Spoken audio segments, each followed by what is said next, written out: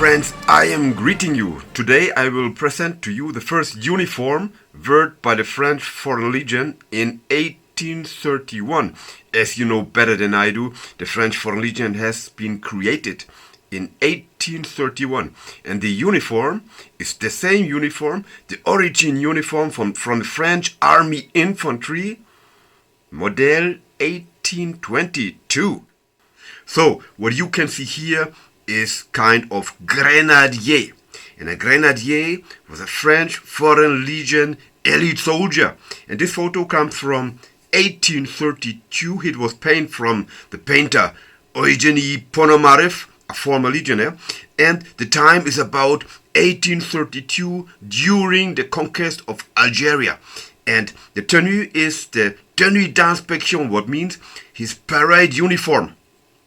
So on this cliché you can see what they called a voltigeur. So it's not a grenadier, it's a voltigeur. You can see it from the back. In a voltigeur it was light infantry. In the light infantry of the French Foreign Legion there was Napoleon's elite troop. This head is called the Chaco. In the beginning it was leather, and then they do it with kind of paper, you know, carton, right? On the top of the Chaco you can see a pompon, and in the pompon, within the pompon, you can see a number 1, 2, 3, 4, and this is the insignia of the regiment, the number of your regiment, 1st regiment, 2nd regiment, and so on. And in the middle of the Chaco you can see a copper plaque, and in the copper plaque you can see the coq française. Coq française, this is the rooster, the French rooster, very important to the French army. So, and this is the jacket. The French call it l'habit. And this is the main part of a uniform. You can see the color blue is from the royal blue, from the king's family. And the edges are red. And the buttons, you see the buttons on the front. On each buttons, they are on gold, you know. On each button you can read Légion étrangère. So here you can see the normal jacket without edges. It's the same color, it's blue, without the red edges. And on the blue jacket here you can find also the yellow buttons with inscription Légion étrangère. And the same buttons you can find on the gray coat.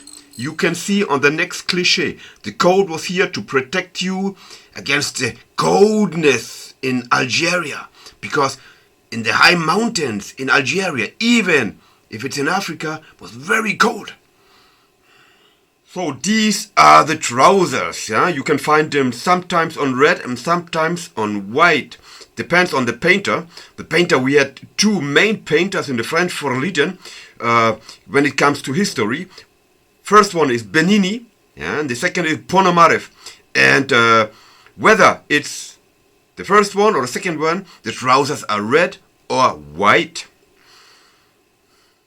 And in reality, they have been sometimes red and sometimes white.